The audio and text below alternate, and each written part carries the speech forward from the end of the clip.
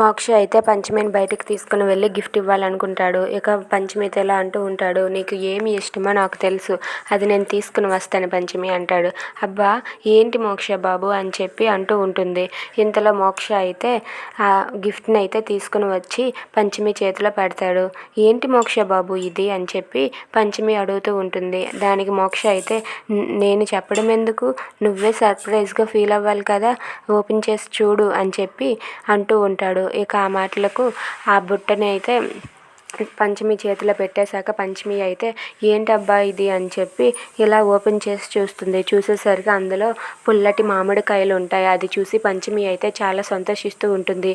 మోక్ష బాబు మామిడికాయలా, thank you మోక్ష బాబు, thank you so much అని చెప్పి పంచమి అయితే ఆనందంలో మోక్ష దగ్గరకు వెళ్ళి మోక్షని గట్టిగా హగ్ చేసుకుని మోక్ష బాబు థ్యాంక్ యూ మోక్ష బాబు అని చెప్పి అంటూ ఉంటుంది. అది విన్న మోక్ష అయితే చాలా సంతోషిస్తూ ఉంటాడు.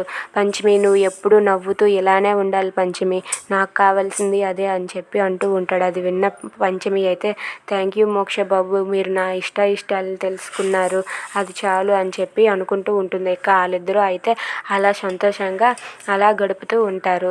If you like this video please like, share and subscribe. Thanks for watching.